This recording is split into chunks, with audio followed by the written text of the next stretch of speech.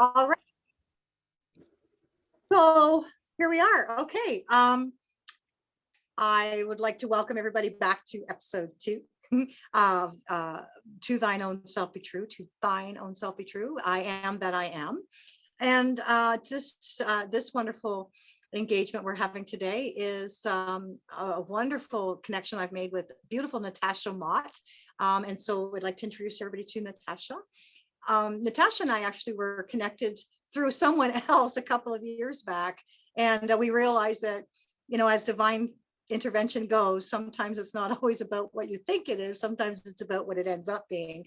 And that's kind of where we are now, because we're not really connected to that other person anymore, but we've stayed together. So I appreciate your spending time with me today, Natasha, and welcome. Absolutely. Thank you so much for having me. I'm so grateful to be here today and to share my experiences and share my knowledge and wisdom. So yeah, thank you so much for having me. Would you like to share how we have this wonderful opportunity together and you're so natural looking? let's start. Oh, okay.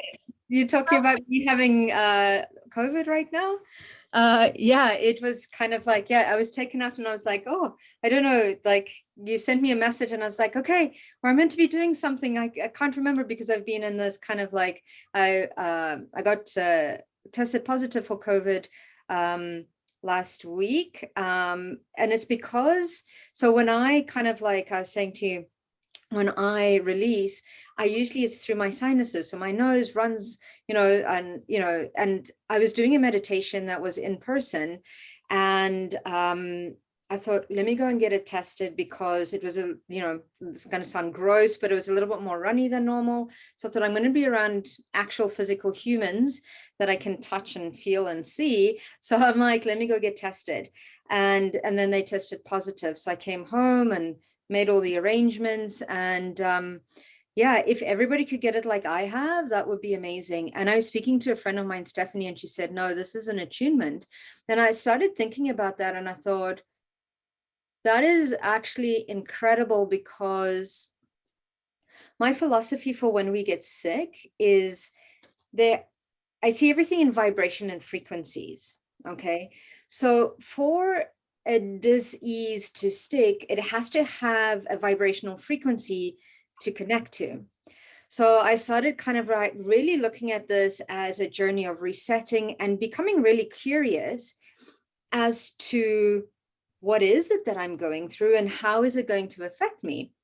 Now, so how it has affected me is my nose is still running, so I'm still detoxing, and a little bit of shortness of breath in my lungs, because I've still been getting up and doing yoga and all sorts of stuff. So I've been quite fortunate to be able to do that. So it was interesting because I had quite a rough December, in a sense where I had to put down my dog, and a week later my grandmother died, and then I had to pull out one of my molars, and then a friend of mine died. So that was my December. And I made sure that when I was going through all of this, that I was feeling my feelings 100%, so that I don't store it in the body. So it's quite interesting that the way that it has affected me is I'm still releasing, because we're all going through changes at this point in time. But I feel that there might be still some residual grief, because we usually tend to carry grief in our lungs that perhaps I didn't completely deal with. So that is how it's shown up. And this is how I've faced looking at anything that we go through. So it really is a fascinating system that we have, because I always feel that the body is always the last protocol.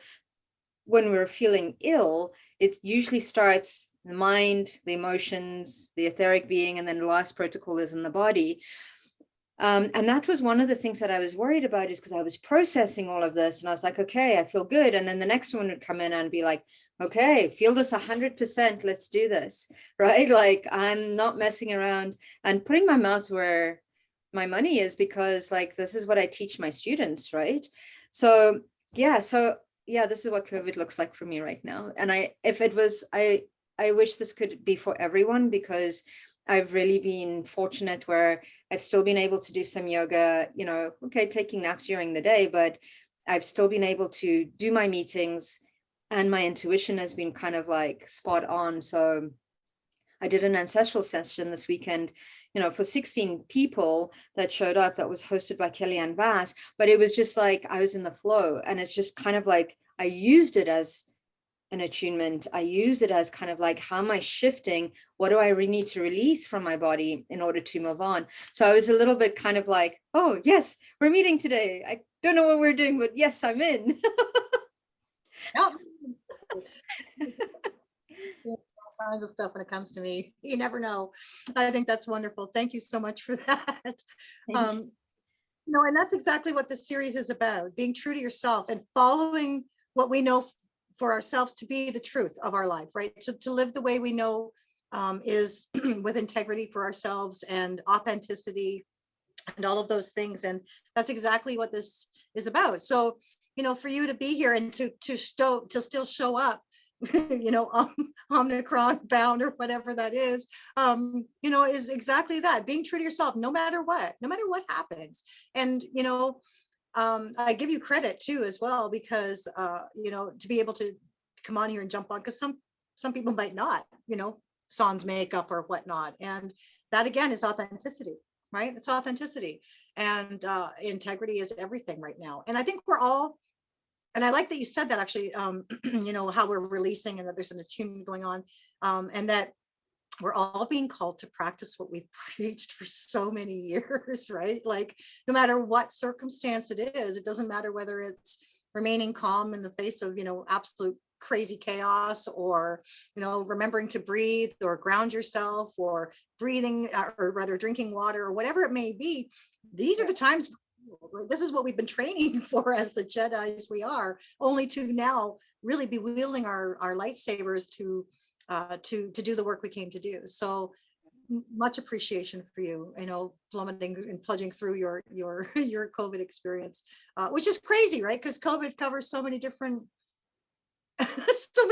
things, right? Alphas and gammas and deltas, and now Omicron and all this other crap.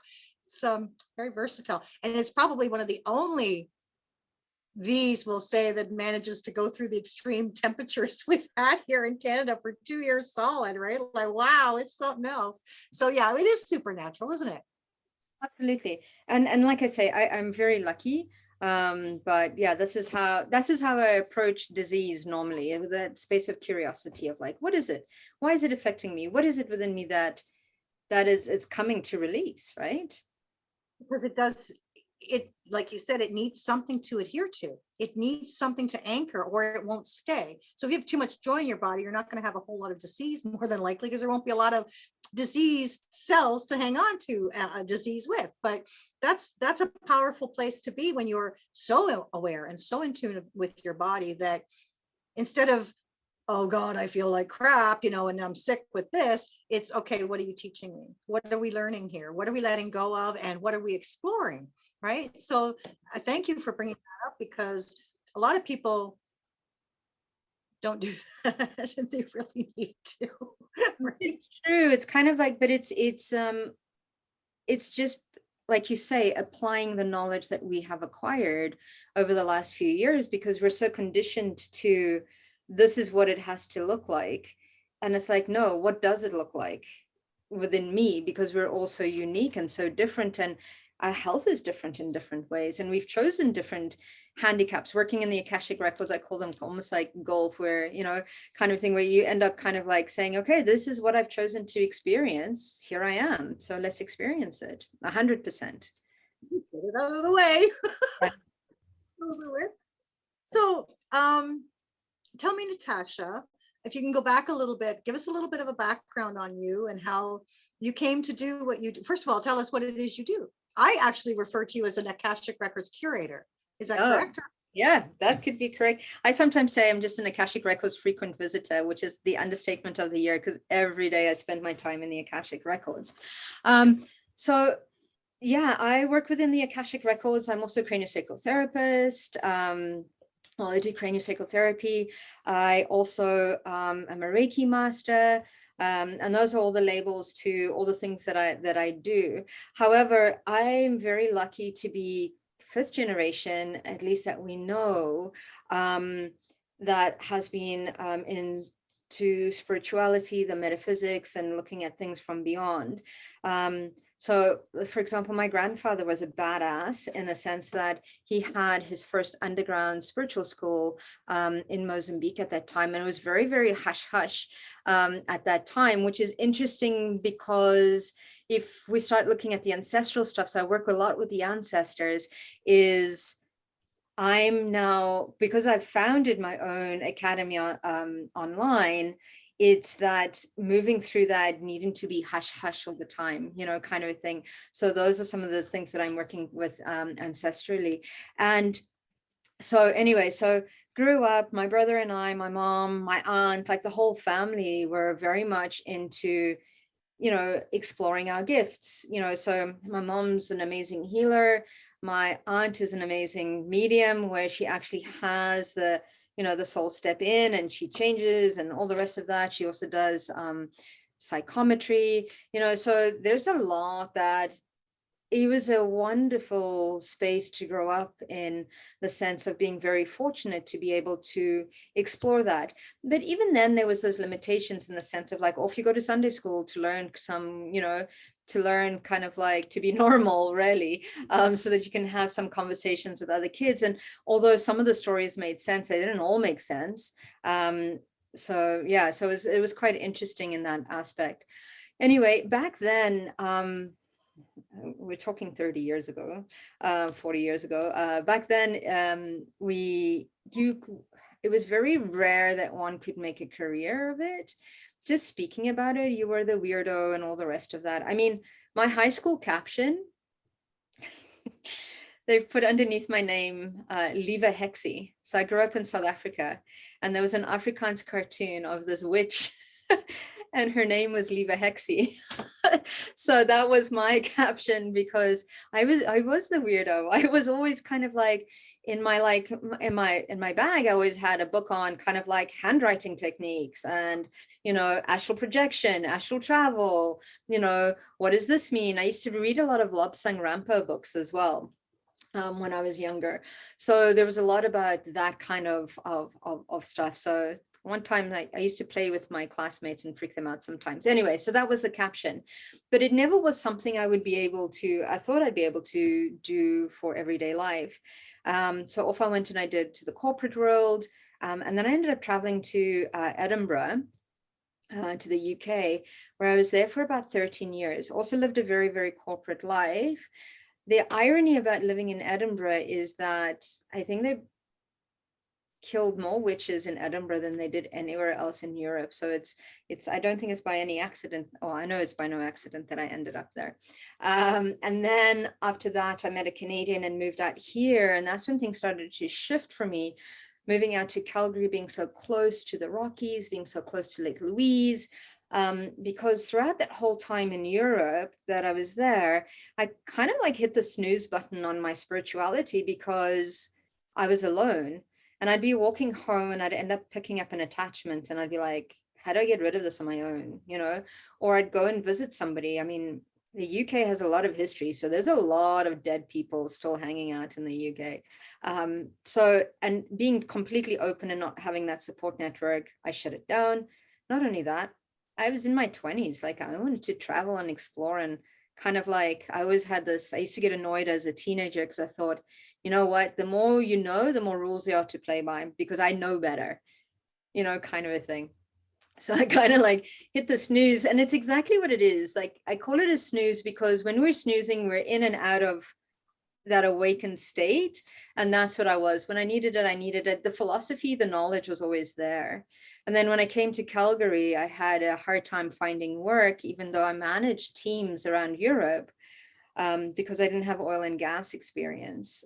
So I found it quite hard to connect in because they were like, well, you have no experience. And I'm like, well, marketing is marketing. Like I was working for some highly technical companies, and that switched around, and that was a learning experience too. But things started awakening again, right? My intuition started coming through. I think the first week that I was here, and I remember it was about 5 o'clock in the morning, and my husband had come over a couple of months before we did, because I tied up things in Edinburgh before we came over.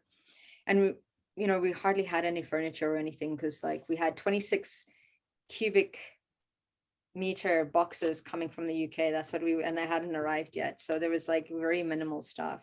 And I remember it was 5 o'clock in the morning and I started getting this message and I ignored it and I ignored it and I ignored it. And then I got to the stage where I was like, by then Stephen had gotten up and I was like, so I asked him for a piece of paper and a pen. And he said to me, he goes, what for? Like, who wants that at this time of the morning, right? Where you can sleep. And I'm like, no, I need it like right now. I'm getting a message. And he was like, what? Because he had seen me in theory, but not in action. And I was like, okay, I need this. So he went and he's like, hey, you should ask them for the lottery numbers while you're at it, kind of a thing. And I was like, oh, I don't want to mess with this, right? So I downloaded a message for my grandfather, from his grandfather to his dad.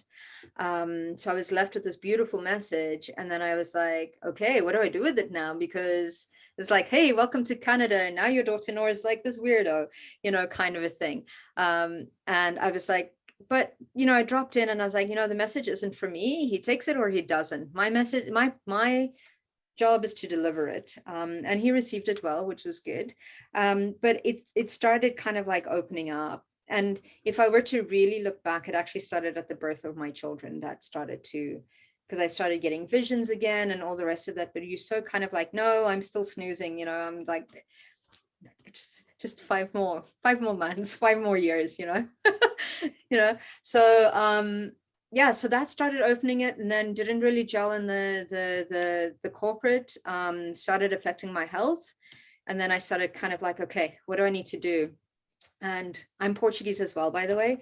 And a lot of my family all the knowledge is in Portuguese. So I was like, I used to do hands-on healing. I need healing right now. Chakras are blocked, like what's going on? So I typed in hands-on healing and Reiki was the first thing that came up. And that was the start of me formalizing the knowledge that I had, because my grandmother, her and she used to live with us, and I used to ask her all these questions and she would explain it to me in ways that kind of like just made sense. So I took all of her knowledge, plus my mom used to go to a spiritualist center then that also allowed for development. So we started all going as such and kind of like resetting back. And then I was like a few months in, I was like, okay, the healing journey for me really took like almost probably a year of kind of like deep diving into it and kind of like shifting from that very corporate way of thinking to the other way. I'm going to tell you a story because I'd be like, in corporate, you write a list, you action it, you tick it off, there's a result, instant. For me, I was like sitting there going, okay, I've been meditating all week on all of my chakras. Why is life not changing? Because I still had more work to do, right? Kind of a thing. And then I was like, okay, then I was like, okay, you see that intuition that I had as a child, can I have it back? And they went, no, you have to work for it. I was like, what the hell? So I found the Akashic Records very soon after Reiki, and then did craniosacral therapy. But the Akashic Records really helped me to reignite my intuition, which helped all my other modalities.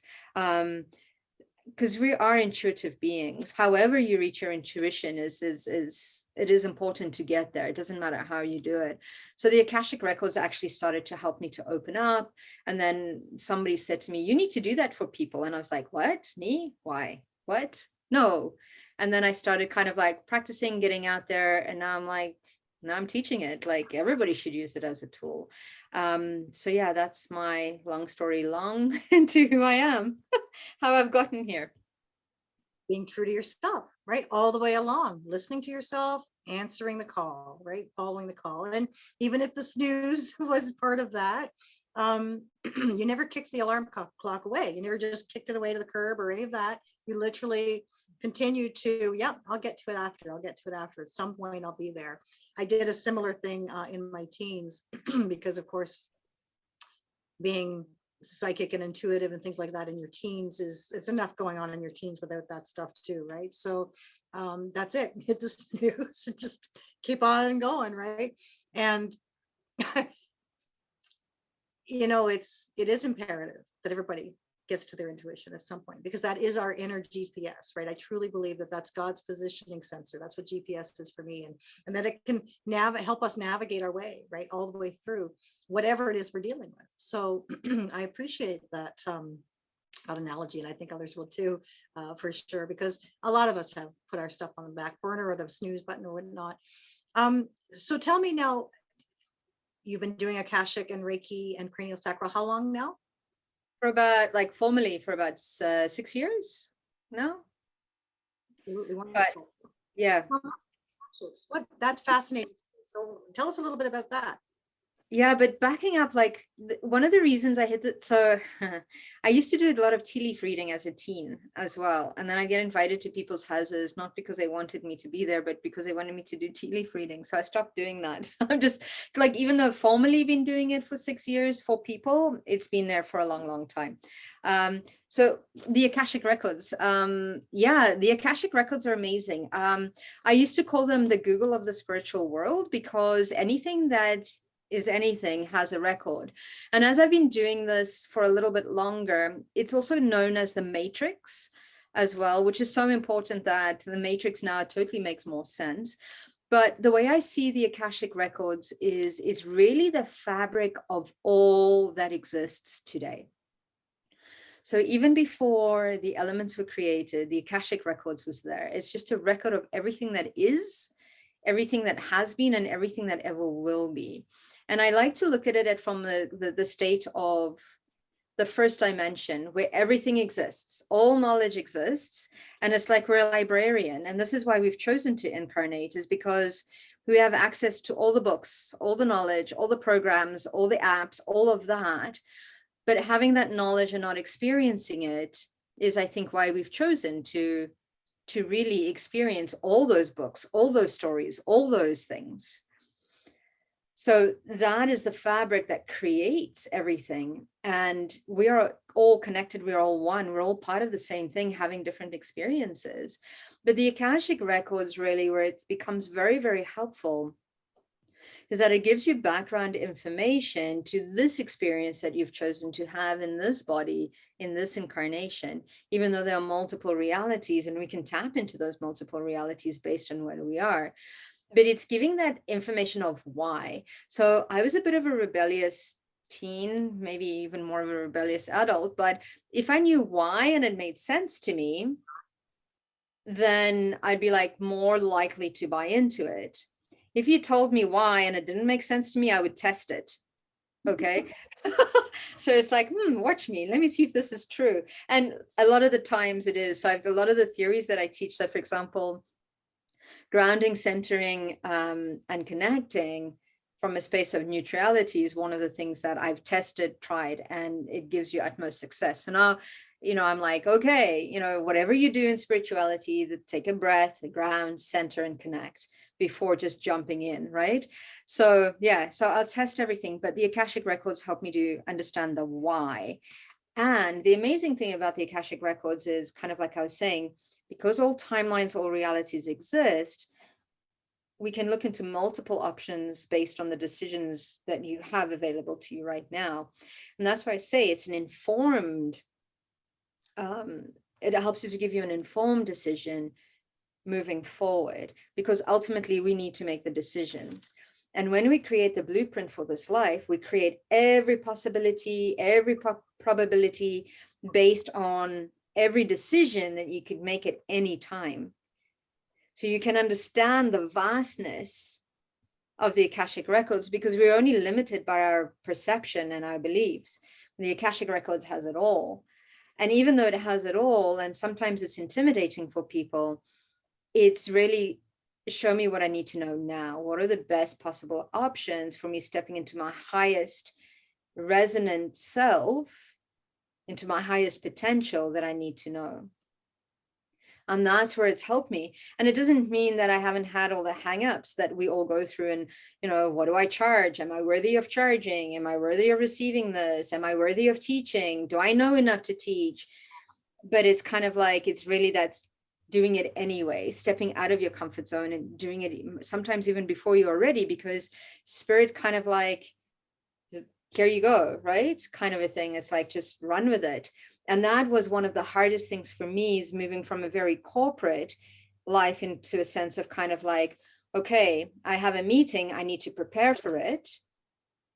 Whereas here it's kind of like, and my friend David Montgomery helped me with this, with doing meditations, because he works with light language.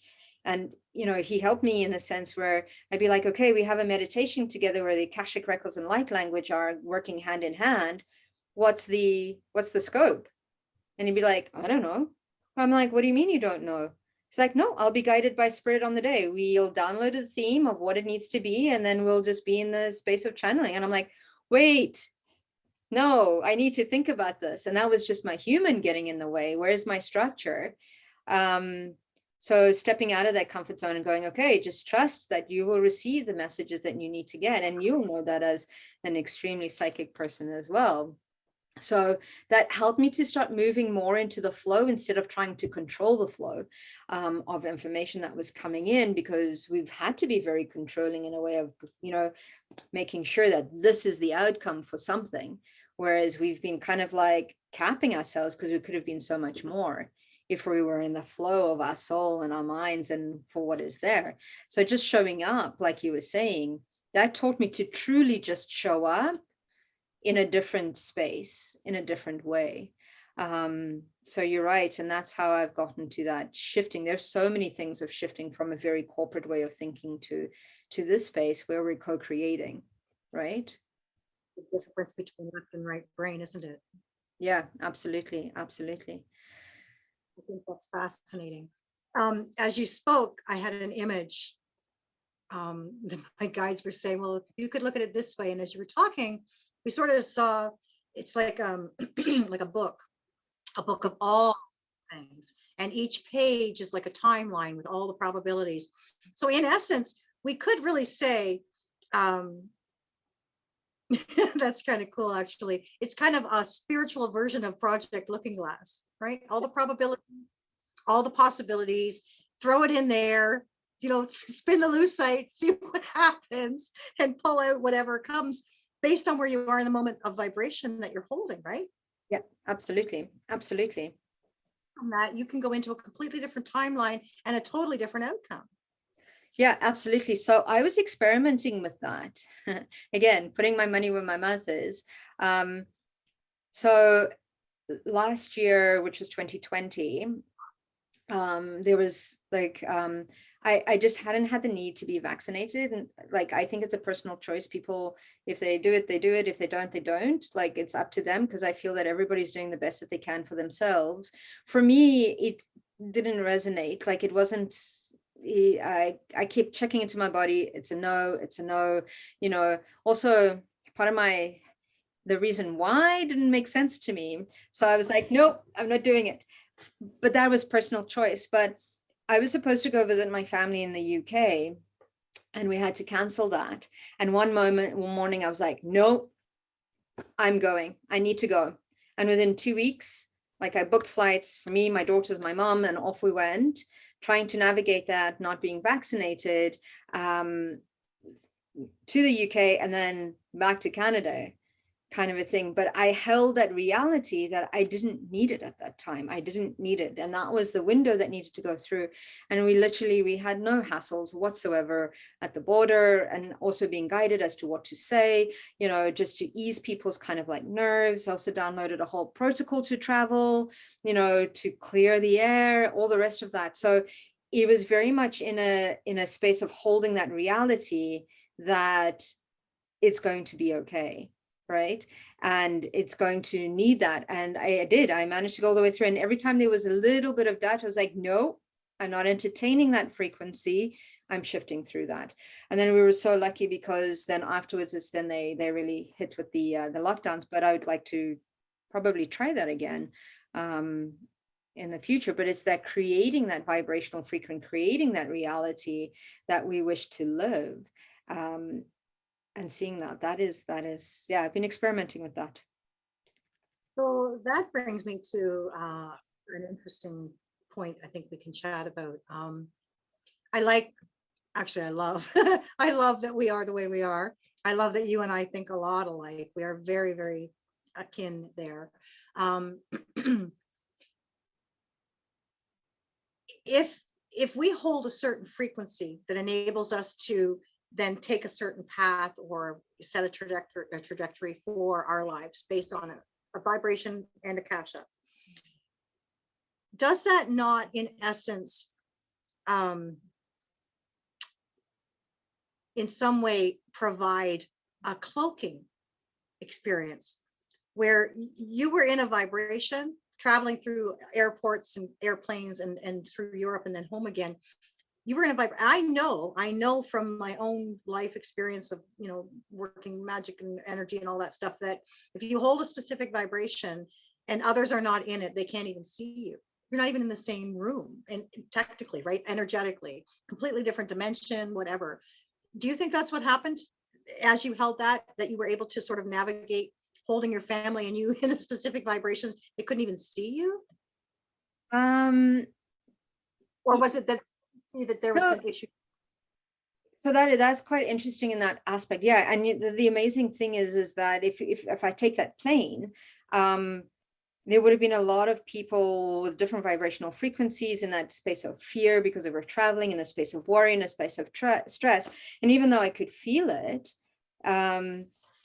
it didn't affect me in that way, because I was like, it was more compassion than worry, right? So it was kind of like, it was one of those things.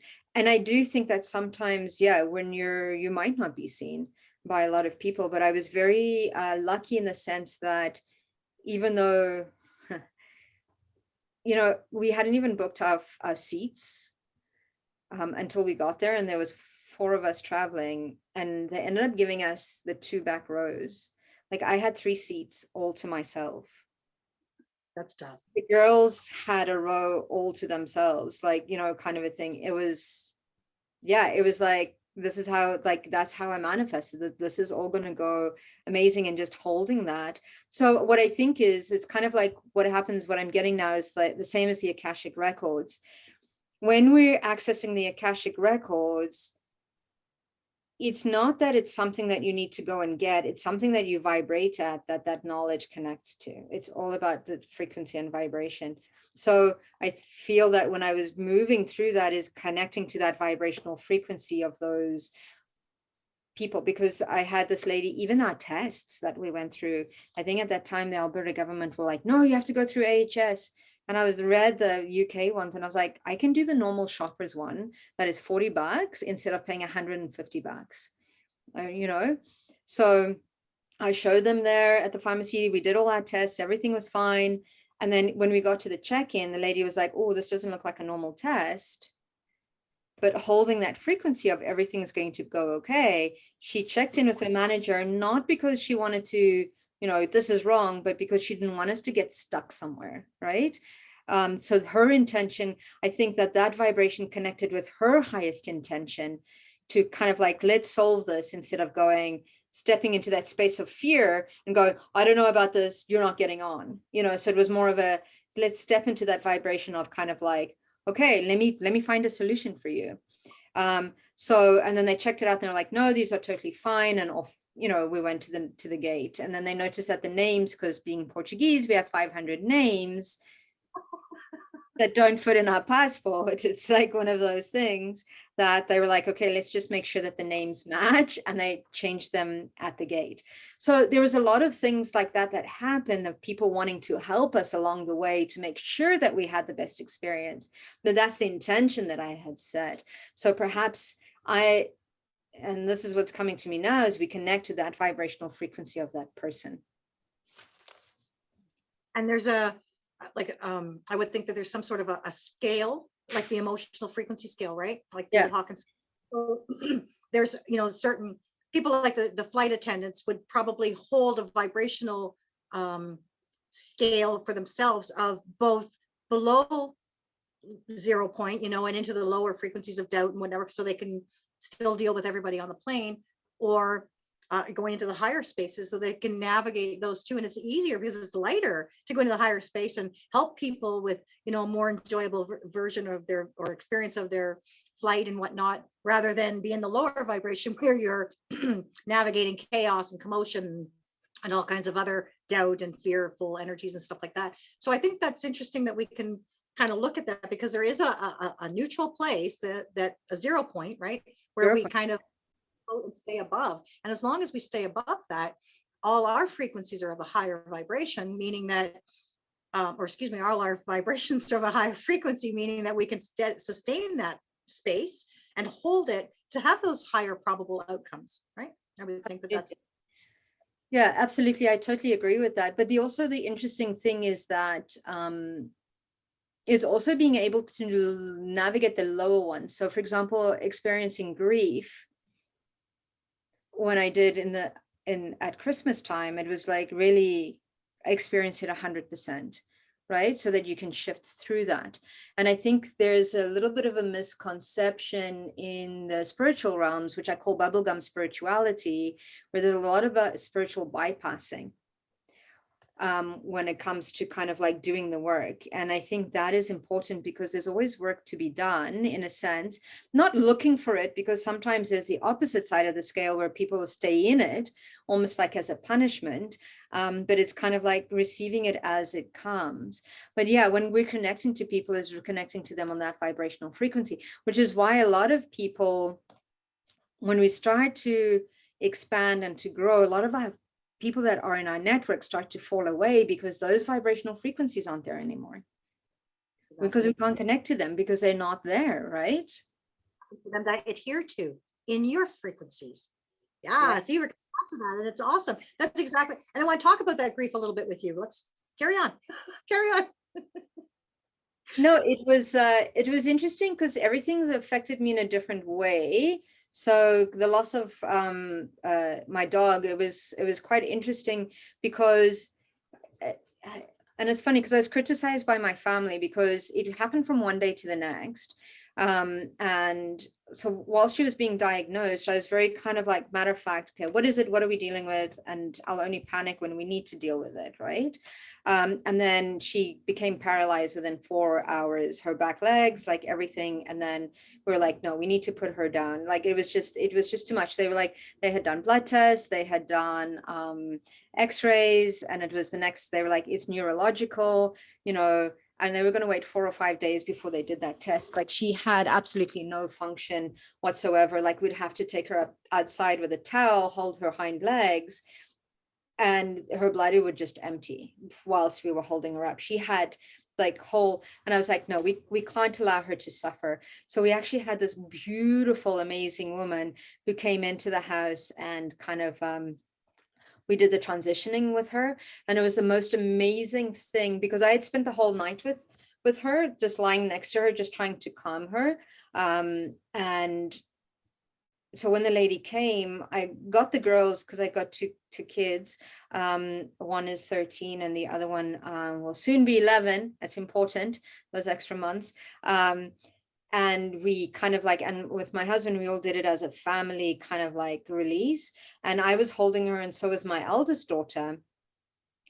And there was a sense of relief, because you could actually, and she said it before I did, because I usually sometimes I just keep quiet. I let them experience their own things. She said she could feel Zoe's soul leaving the body. And I was like, and then there was a sense of relief. So that was interesting from that perspective. And then with my youngest one, like, I mean, we all cried quite a lot. Yeah, it's kind of like, I was like, at least Diane Hill taught me how to cry after doing her things as well. And she was like, so with Michaela, like the youngest one, like she actually spent the night. She wanted to stay with me, and she was like, and I'm like, what are you feeling right now? And she was like, Mom, and she was like, I was like, if you need to scream, you need to scream. If you need to cry, you need to cry. It's okay to be angry. It's okay to be disappointed. It's okay. And so we had that conversation, and she did let out a few screams. And I was like, I don't care what the neighbors think. She needs to process this. And then the other thing is that there is this notion of how long it needs to take. And I'm like, you take the time that you take to get through this, because 6 months down the line, something might come up that still makes you sad. You need to be able to experience that. So it's not like, oh, it needs to take like 2 days, kind of a thing. So, and that's the thing. And I was checking in with myself in the sense of kind of like, I had a few sessions booked 3 days later, and I was like, am I in the space to serve 100%? Because if I'm not, then I need to honor myself and the person. So luckily I was meeting with somebody that was also very psychic and very in tune. And I said, I think I've processed quite a bit of it. I think I'm fit for this session, but I'd like you to check in, knowing that that if we need to reschedule this. And they were like, no, it's all good. You're totally fine. So it's like processing through that and then honoring that even once in a while. My youngest one is like, I really miss Zoe. So that was quite interesting in that. And it's like, okay, what is coming up for you? Where are you feeling it in your body? Like, where do you need to breathe into that? And it's like, I'd also know that there's nothing that will replace her. Right. There's like, and we ended up getting 2 puppies, but knowing that that's not going to replace her, so that's that sort of a grief. When it was grief with my grandmother, it was different. I did have an emotional release, but then I had more of a reflective honoring of having experienced her for a little bit of her lifetime. Because it's funny, my brother and I call her the kamikaze grandmother because she takes no shit from no one. She's not my spiritual grandmother. She's like, but this woman was amazing, and she worked really, really hard. So after I had that emotional release, I had more of a different take, in the sense of honoring the time that I had with that soul, that being, during this incarnation, and what I got to reflect in the genes that she has, that I carry, that I can activate. So it's looking at, what did I really love about her, and how do I activate that within me? Because there is that genetic code that is there, and that's why I chose this family. So it was a different take, and it was more of a celebratory kind of take to that, right? With my tooth, it was a little bit different, because this was a big lesson for me as well. In December I had a massive filling that needed to be crowned, that I've been ignoring for months, years, because I was like, oh, the girls need braces and this one and that one, and it's not painful, so I don't need to do it right now. And then I was eating this amazing olive bread, and I cracked it in half, and I knew it needed to be released, taken out. So I managed to get an appointment straight away, and then the dentist like, yeah, we have to remove it. I'm like, okay, let's do it. I was like, do you have time? And it's like, yeah, kind of like, you weirdo. But I was like, no, let's do it. And he was like, hey, here's antibiotics, here's painkillers, and you're going to be on painkillers for a week. And I'm like, do I need this? And he was like, yeah, you're going to need it. And I was like, okay. So I was like, okay. So I took the antibiotic, I took the Advil that he given me, and then they gave me those injections, and they took it out. But I didn't realize how nervous subconsciously I was, because my stomach was doing like the butterflies, like, oh, kind of a thing. And I'm like, okay, I'm going to have to deal with it. So I dealt with it in the way of kind of like, I went for cranial, I went for acupuncture, I used the tools that I need. I just dived straight into self-care when it came to that, to release that energetic factor that was there. So that's how I dealt with those things very, very differently. I love that. Let's talk about this a bit, because you went through 4 weeks. Yeah. All different, in many ways that we can share and experience grief. And then you end up dealing with this. Yeah. That, don't believe for a minute, is not intentionally a target, right? That the heart and lungs, that this stuff, both sides of the coin, right? The germ and the jab are both related to the lungs and the heart. Yeah. And it's a blatant attack really on our life force and our love force, as we know. But I think it's fascinating, because grief is a huge issue, and many people don't even realize we're dealing with it. So many people sit with this heavy sadness, this sorrow, this grief, and they don't even know what it is, because they're not recognizing what it is they're grieving. We're grieving a world we'll never see again, living a life we'll never ever live like that again. gratefully, okay, because it wasn't always good for a lot of people. There was a lot of bad stuff going down. So we needed the change. We need the reset, the resist, whatever you want to call it. The great awakening is what's happening all the way around. But the grief is important because even myself, I've known for a long time. We thank Diane again, but I ended up at Diane's.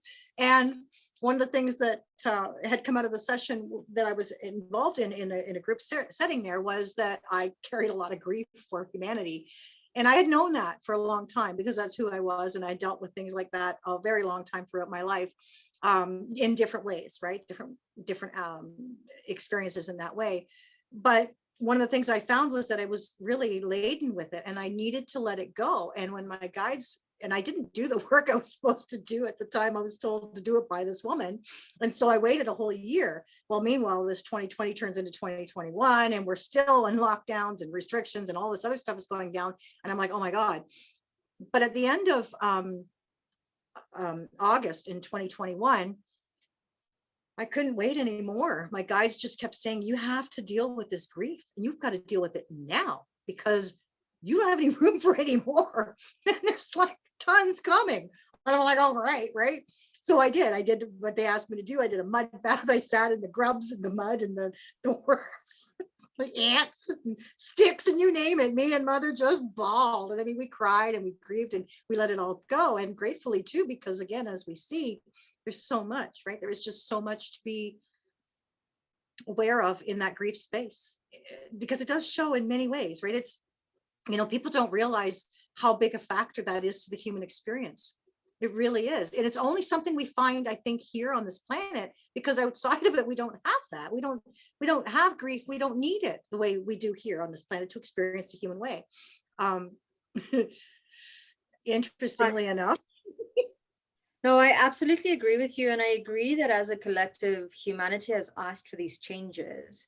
And if we look at things from a perspective of grief in that space, if we start looking at the ancestral aspect of it, our grandfathers, grandmothers, and their grandfathers and grandmothers, they did not have the luxury to be able to grieve their losses, to be able to grieve, what they went through, because it was a suck up and move on kind of, because you didn't have that opportunity to grieve.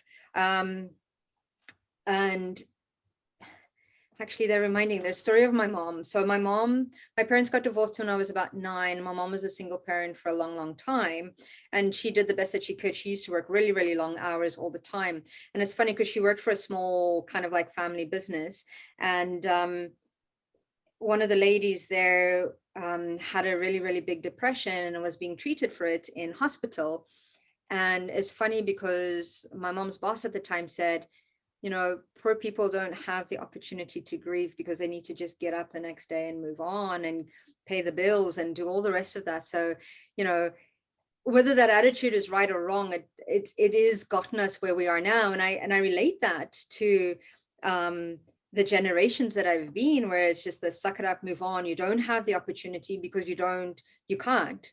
There's no safety net. There's no nothing, just keep going, So, and I think that COVID has actually been a blessing in disguise because it's, like I said, it's surfaced a lot of anger, because behind anger is grief that needed to be released for the generations that have been, that we, the generations that are here, still carry it like a backpack, right?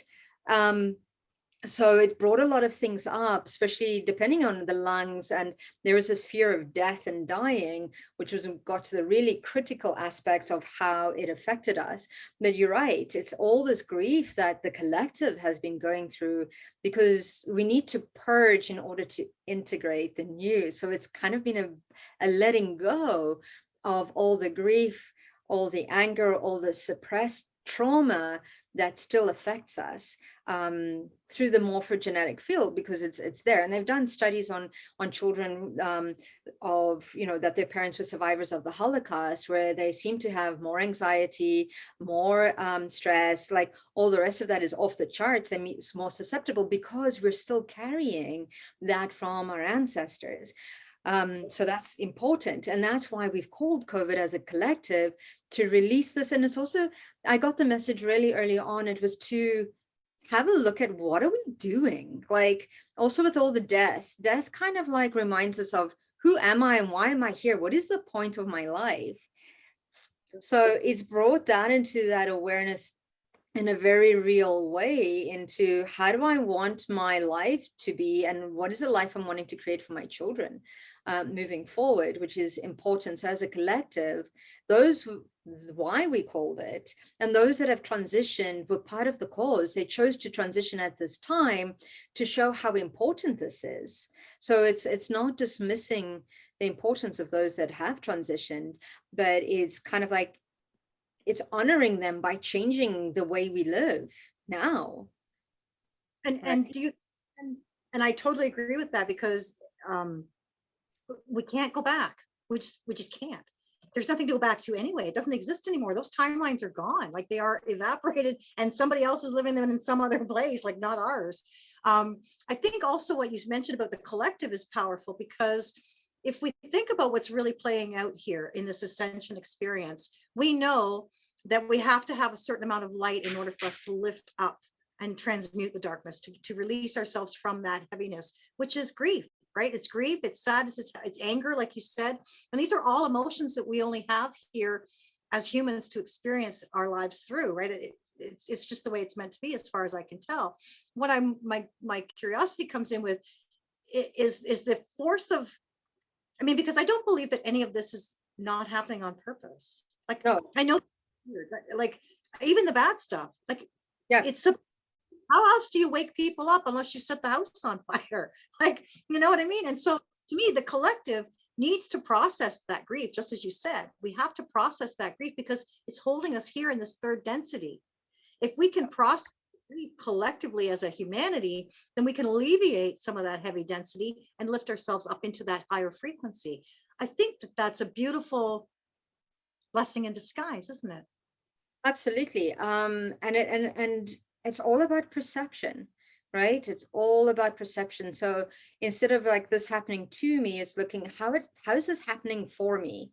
You know, it's giving me the opportunity to really step into something that I'm passionate about. How many of us have jobs, not me anymore, have jobs that we're in corporate and we're doing stuff just for a paycheck, but it brings us no joy. It stresses us out. It affects our health. It keeps us small. Like, and it's kind of like, it's like, let's stop doing that and let's really start doing what we love, right? And that's the other thing that's moving from a space of, okay, I need to earn this much in order to survive or whatever. It's like the achievement used to be money and that was measured in success.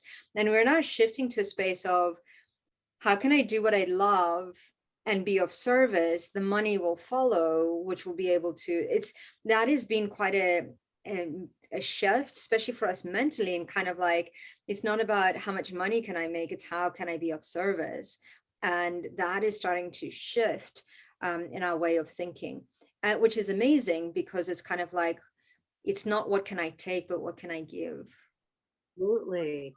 Well, that right there, pushing people out of jobs they haven't really enjoyed for a long time now, forcing them, in a sense, to live their dream, to find their passion and follow it, right? Do what you love to do, because what you haven't loved to do for the last 20 years is clearly come to a standstill for you, right? Like you come to this sort of an impasse. You have to. And I've seen so many people who are like, I'm walking away. I'm walking away. Even if it's my pension, I don't care. I'm not doing what they want. I'm going to go do what I want. What I want.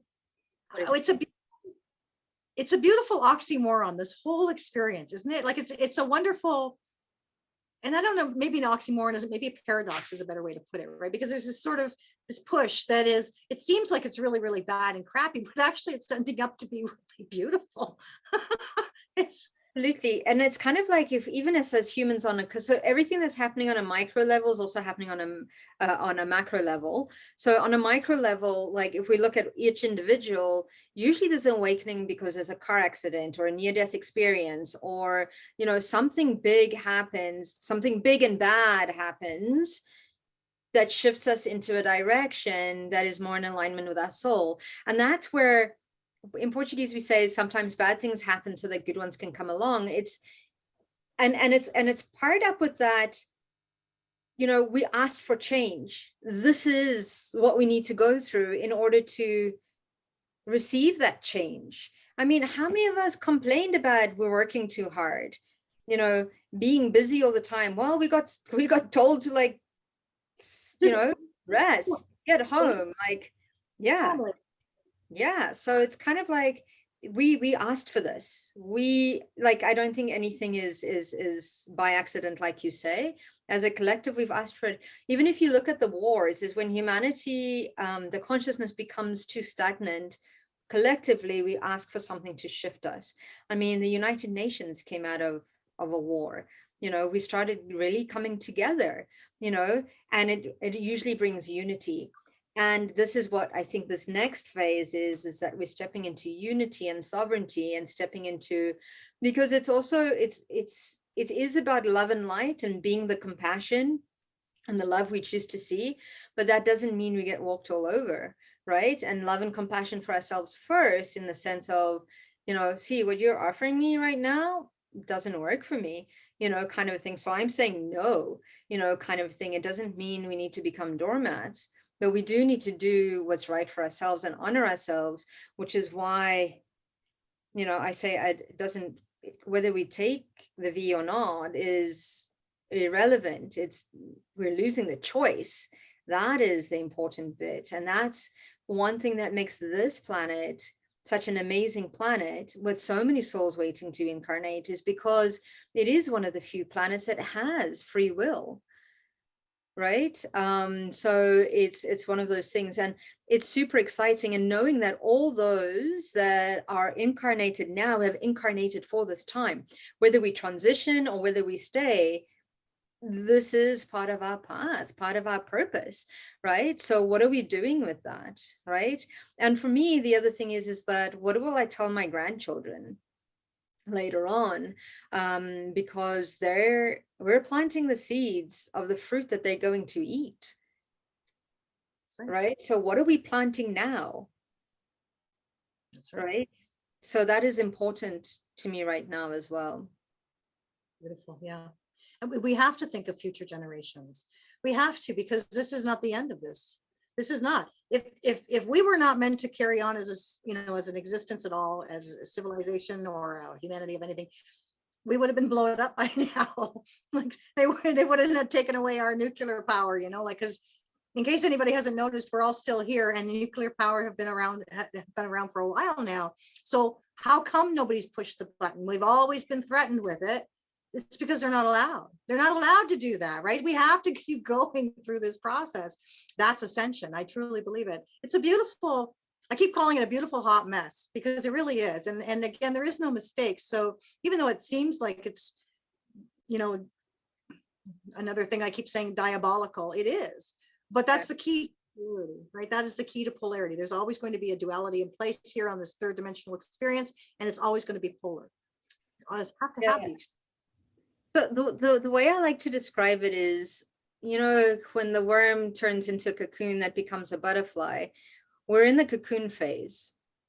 And the cocoon phase is icky, gooey, scary, where we're breaking everything down to rebuild it, to emerge as a butterfly. And it's uncomfortable. And the thing is, the human race is so resilient that it needs to get extremely uncomfortable before we change it. So I think this year is going to be all about being uncomfortable. When you were talking earlier, that just reminded me, one of the gifts that I'm gifted with in the work that I do is a lot of people see the doom and the gloom that is around us. We're conditioned by fear. But I'm very lucky, because the people that come to see me, a lot of the people that come to see me are, and this has been coming for years, is kind of like, there are youngsters that are coming in that I'm like, I'm going to study medicine because I want to change the way it is done. I want to study law because I want to change the way the law is. I want to study architecture because I need to bring in, sacred geometry that will shift the cellular frequency of the people in the building conducive to what that building is about. So for me, it's been exciting because I've seen, like, 4 years ago, this is what started kind of like, this is why you're here. Yes, you're here to get that certificate so that you can then change how it is done. And then more recently, I have a lot of nurses and a few doctors that come to see me. And what's been happening is that when the nurses were laid off, it was an amazing opportunity to really do medicine in a different way. And that is, and I don't believe that all modalities, there's one modality that covers all things. So it's really looking at health from the physical, MD, the mental, therapeutic way, and the spiritual side, which is our energetic healing. I'm really looking at health from all of those perspectives, because we start to see, we get to the origin, because what's happening is there's just a band-aid being placed, and there's space for all different types of medicines. So I feel that in the future, a lot of practices are going to start opening up with multi-tiered modalities in the Western medicine, natural holistic medicine, and the mental aspect. So it's really covering the mental, emotional, etheric, and physical aspects, and bringing those skills, because we diagnose it all differently. So for example, I was like, okay, what is happening with my lungs? A doctor would say, okay, you have restriction because you have COVID. It's, restricting the airways. But I'm looking at it as like, oh, is this residual grief that I hadn't dealt with that is now manifesting itself in my body? And it's not to say that one doctor is better than another. It's just to say that we just tackle things from a different perspective. So, and again, like when I broke my leg in 5 places, I wanted a surgeon. Even though a Reiki master would help me before and afterwards, I needed to have a plate put in my leg. It's one of those things. It's like the medicine belongs, it all has its benefits, but it also all has its downfalls, because, we have to be logical as well at the same time. Right. So this is a wonderful thing that I am seeing, where we're really starting to look at our health from a physical, mental, emotional, and spiritual aspect. And that's what I see happening in the future. And COVID is, for it on a corporate level, it's amazing because companies have had to ramp up, going, okay, where is the quality of life and the balance between life and work, right? And that's what the last 2 years have shown us as well. Right? It's kind of like, no, like, what is the balance? What do our employees need on a physical, mental, and emotional, and how are we reinventing ourselves coming back to support that as well? So I know some corporate companies are bringing in kind of like yoga, meditation, craniosacral therapy, acupuncture, qigong. They're starting to provide that as a service, because we've started also realizing that if your people that are working for you are at their utmost health, physically, mentally, and emotionally, they're producing a better quality of product. Kind of like if your marketing team is, because I did marketing, is in a space where they're creative and they're open and they're setting their intuition, that is just going to drive your company so much further. Or your sales guys are in alignment and they're healthy with what they're doing, they and are able to express themselves completely, and the purposes are aligned, like it can only set you up for success, right? So there's a lot that has surfaced, and again, it's, how is this working for me? Not, this is not happening to me, it's happening for me, and how is it happening, right? Absolutely, excellent points. And I do see that, over the last probably 10, maybe 15 years, that the corporate world has sort of noticed that when you have a happier, productive team, you have more production coming out of that team, and morale is up, and success is it's absolutely inevitable. Excuse me. I think it's also interesting that we note how many ways this whole experience is a mind, body, soul experience, whether it's recognizing the World War III that we're in the middle of right now, that is also mind, body, and soul, infecting the mind to get out the body to take the soul. That kind of idea is this is a beautiful push for all of us to recognize that they all matter. And when we take away, you know, the separation of, I mean, it even goes back to the separation of God and state. You know, like when you separate mind from soul, you're fighting over the body. And that's what's happened to us all along. So it is a beautiful,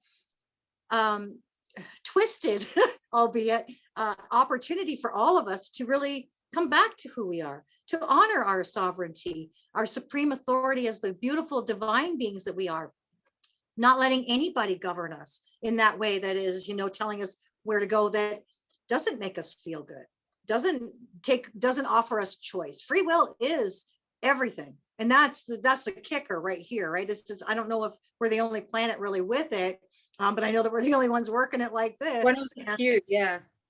There aren't very many, I don't believe, but at that, again, there's no need for it on other planets because there isn't that polarity. Yeah. There's people have to be pulled to one side or the other to actually, you know, do the right thing kind of idea. It really is such an amazing This experience. is what makes this planet so cool, because you can experience it all of it. Open the book and just drop it open to a page on the Akashic and say, I'm doing this one today and this one tomorrow, and okay, we'll do that one next week. It is really something, isn't it? It's really something. It really is. It really is. And we're also human. So sometimes we do get caught up in it. Like at the beginning, it was like, oh, wait a minute, this could be quite scary, you know? And then I was like, oh, wait a minute, this is not matching. But that's why it's important to check in. And interesting enough, when you were talking over there, is that reminder that we're moving very much into the age of Aquarius. So we're very much into the divine feminine, stepping into our heart space, out of our heads, into our heart. How does this feel?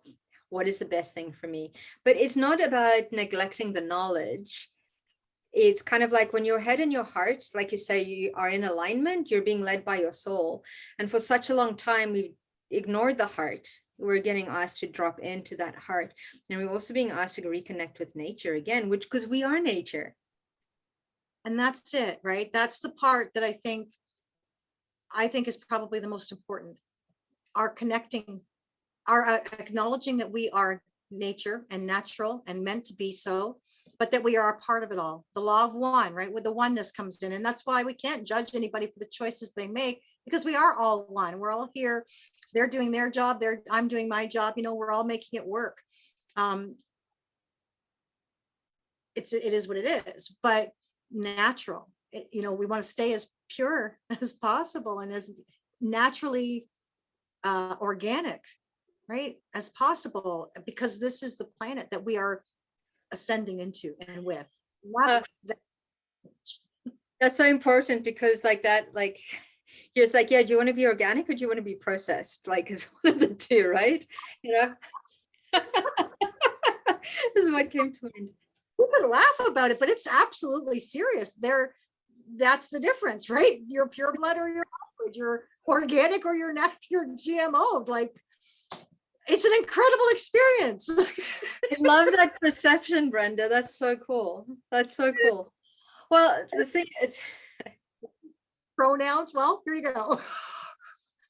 Well, the thing is like, I'm in the process of writing a book with a friend of mine, Kellyanne Vass, and one of the chapters that we cover is I am love. And it's looking at that process of kind of like, what is soul food and what is junk food? But it's covering kind of like loving yourself more than enough to give yourself the best quality. So we started looking at things, and it was like, what is junk food? Like, so junk food as in, or soul food that you put in your body. What is, you know, junk food or soul food that you put in your mind, junk food or soul food that you put through your emotions. And even you apply it to everything. So it's kind of like, even to sex, is it junk food or soul food?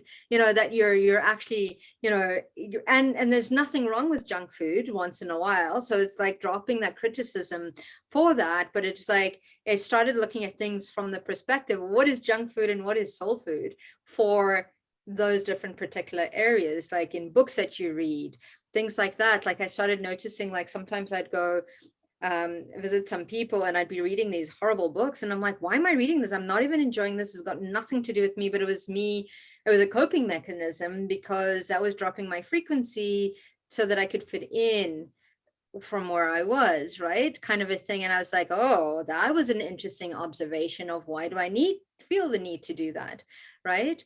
So that was junk food that I was reading and I wasn't enjoying it, but I was like, no, I need to finish this book. And I was like, why are you wasting your time? Isn't that interesting? The compulsions we find ourselves in dealing with. And I love that concept of junk food and soul, like what's nourishing and what isn't, right? Like really. And what is empty? What is empty? What is time consuming but empty, and there's no substance to it? And where are you putting it, right? What's happening with it? Like, because I don't know about you, but sometimes junk food just goes right through. And I think, okay, great, I didn't need to hang on to any of that. Sometimes it's 3 or 4 days and you're like, holy jump. Like, but that's the key. So I think that's a beautiful way to put it as well, is this whole, don't watch the news. It's crap. It's crap for your mind, your body, and your soul. It's crap all over the place. It's just garbage. Sometimes it's not even the words that they're saying, but the vibrational intensity that comes from it, because we had some visitors here at Christmas as well. And there was this waking up to the news and you could feel the tension in the air, that vibrational kind of like, oh my goodness, like what happened? And it was like, no, it's this frequency that is being kind of like transmitted. I'm like, what are we watching? And they're like, oh, we're watching the news, and all it is fear and weather.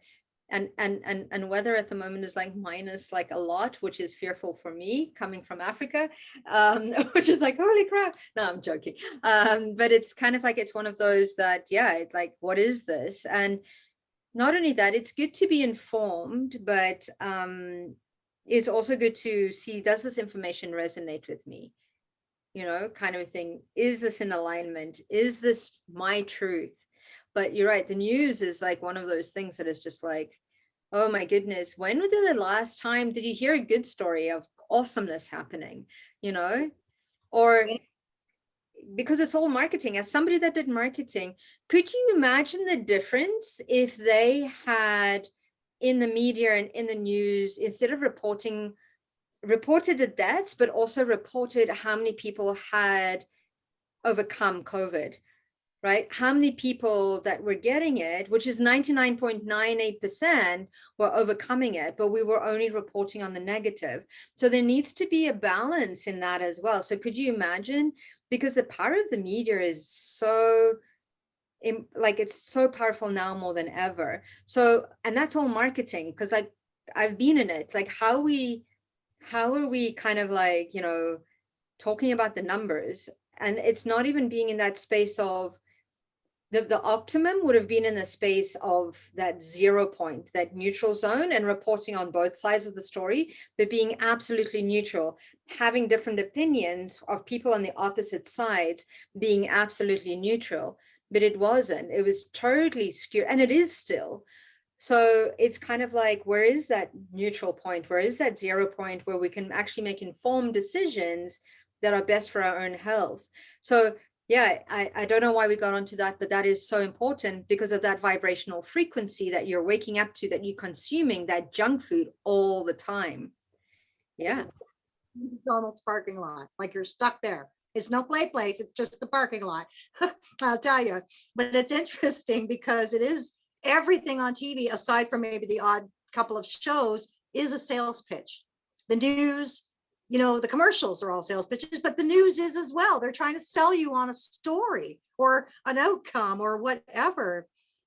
Again, yeah, I totally get that. We don't watch the news in my house. And when I happen to hear it on, I'm like, shut it off. Like, that's just ridiculous. It's just a big old blanket of heavy fear that has kept every, that's why the Amish don't actually have COVID. They don't watch TV. I know it's a joke for a lot of people, but it's actually a reality. It really is. I just drove not far from where I am, and there's Mennonites and stuff up there, and I caught the picture of the back of the buggy. And as I went by, I was thinking, wouldn't it be funny if they had masks? Right? No masks. I'm like, that's because they don't even know about it, right? They have no clue. I think the UK have stopped all of that. I just saw a report this morning, but it's interesting. Thank you, Natasha, for sharing this time, this light, and your truth of being true to yourself with me. Can you tell everybody where we can find you, please? Yes, so I have two websites. One is called Raising the Vibe, so it's www.raisingthevibes.com, and that has all the stuff that I teach, all things metaphysical. And then I have the Natasha Mott one, where I usually book services, so one-on-one sessions. Through that, I also do ancestral clearings, and then I've started doing a lot of talks where I share this information with people, and I come and talk on a topic, and then I look at it from an Akashic perspective. So kind of like how we did today, looking at COVID from a different perspective than what I think most people are used to. So natashamott.com or raisingthevibes.com, and then I'm also on Insta, Facebook. And I created a YouTube channel as well to actually support the time. So there's a lot of free Reiki sessions on there. Some of them are kind of like just releasing any medical toxins, which work not only if you've gotten the vaccine, but if you've gone for an operation and you've had anesthetics, or you've had anything foreign put into your body to release those chemicals. There's ones for the nervous system, chakras, heart, it's all there as well to support these systems. And then I've also got Akashic meditations that helps you go into your records, ask a question, come out. There's a whole bunch of stuff on there as well that is pretty cool. When I upload this, I will put your links down there for you. Thank you once again for sharing light and time with me and truth. To thine own self, you've been true, and living as the I am that you are. I am grateful for that, and I appreciate that, because it isn't easy. It isn't easy for us to do that. Being human ain't easy, and walking the talk definitely is, sometimes challenging, but you've stayed true to you, despite, in spite of, and to spite. So we do appreciate that. And we look forward to our next connect, Natasha, absolutely. And God bless you. Thank you so much for everything you do. And I look forward to the next time.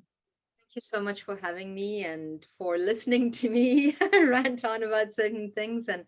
And I appreciate what you're doing and getting the word out there as well and shining the light. So thank you very much for everything. Thank you. God bless. We'll talk soon. Talk soon. Bye-bye. Bye now. Good one.